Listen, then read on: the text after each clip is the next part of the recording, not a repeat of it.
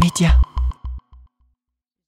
35% des étudiants sont en situation de précarité et en 20 ans, le nombre de jobistes a doublé. À l'approche des élections 2024, nous sommes allés demander aux politiques ce qu'ils avaient comme solution à ce problème.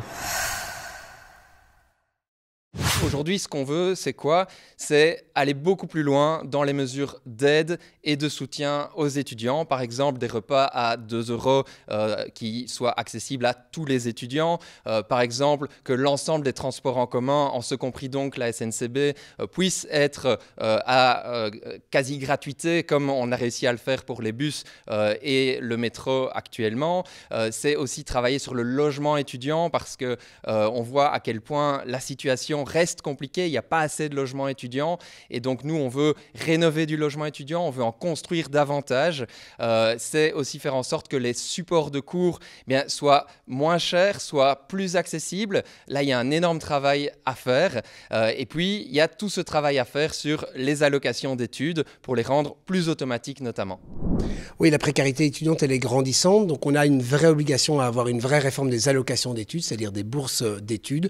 On doit vraiment faire un travail complet sur cela. Je crois qu'il faut aussi absolument, et ce sera dans le programme du Parti socialiste, repenser tout à fait différemment les ressources des jeunes. Et donc là, on doit vraiment aller vers en fait un revenu jeune, destiné aux jeunes dans le début de leur vie, soit académique, soit universitaire, soit de travail. Il faut vraiment qu'on donne une allocation aux jeunes. En fait, c'est un vrai trou dans la raquette de la sécurité sociale. Quand on est chômeur, quand on est pensionné, on a cotisé dans la sécurité sociale et on reçoit une assurance de la cotisation sociale. Aujourd'hui, on voit que chez les jeunes, il y a un vrai trou dans la raquette, donc on doit vraiment mettre en place là aussi une aide structurelle et un revenu spécifiquement destiné aux jeunes. Et puis on doit réformer assurément aussi les aides sociales au sein des institutions. On voit bien qu'il y a une grande disparité, il y a des universités qui font beaucoup, d'autres qui font beaucoup moins, il n'y a aucune homogénéité, on doit beaucoup plus activer ça. Et puis dernier élément, il y a un vrai travail sur la santé mentale, il faut absolument qu'on facilite l'accès à la question de la santé mentale. Il y a déjà énormément de choses qui ont été faites sous cette législature avec Valérie Glatini, puisqu'on a remis de l'argent à la fois pour les bourses d'études, à la fois dans les services sociaux des universités. Et donc aujourd'hui, il y a plus de moyens qu'il n'y en avait au début du mandat occupé par le mouvement réformateur sur cette fonction.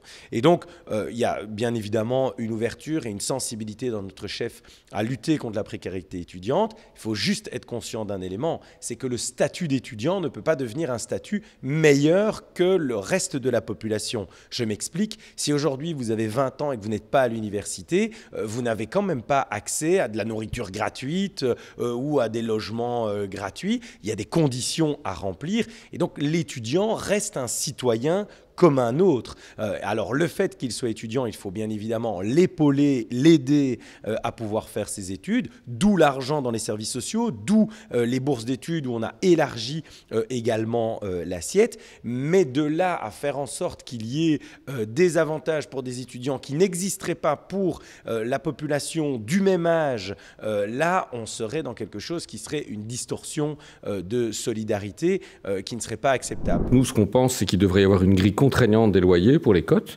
Donc ça, c'est la première chose. La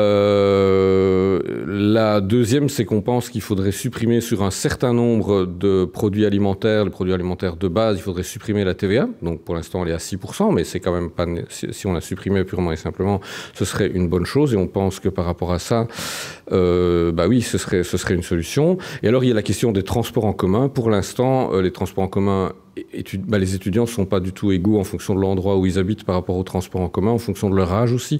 Nous, on pense que le simple fait d'avoir le statut d'étudiant, donc disposer d'une carte d'étudiant, devrait permettre d'avoir un abonnement tout transport confondu, donc taxi type SNCB, qui soit très très bon marché, par exemple style 12 € par an ou quelque chose comme ça.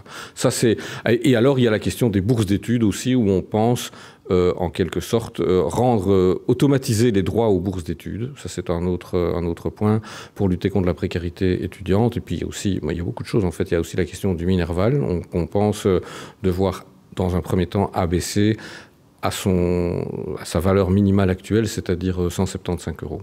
Chez les engagés, on pense que déjà la précarité étudiante est le symptôme d'une précarisation de la société en général. Donc les premières mesures urgentes à mettre en place, elles ne sont pas uniquement envers les étudiants, elles sont envers la société en général, où il faut recréer une dynamique économique positive dans notre pays pour que les gens puissent payer les études à leurs enfants. Ça, c'est la première des choses qui est essentielle.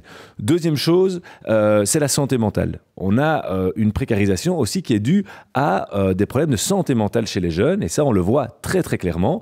La santé mentale peut à la fois être une cause de la précarité et à la fois un symptôme. Et puis, on pense qu'un des déterminants principaux, évidemment, c'est tous les élèves qui sont en précarité. Il faut pouvoir diminuer le coût des études. Et ça, c'est très important de faire aussi une différence entre les étudiants qui savent payer leurs études et les étudiants qui ne savent pas payer leurs études. Aujourd'hui, on dit souvent que les études ne coûtent pas très cher, mais si, en fait, c'est tous les déterminants autour qui coûtent très cher. C'est pas le Minerval qui coûte cher, mais c'est tout ce qu'il y a autour. Et là, le public doit jouer un rôle fondamental en augmentant les bourses, en permettant aux étudiants d'accéder plus facilement aux bourses et donc élargir le nombre d'étudiants qui peuvent accéder aux bourses, par exemple. Mammouth.media. Mammouth.media ? Tu connais pas ?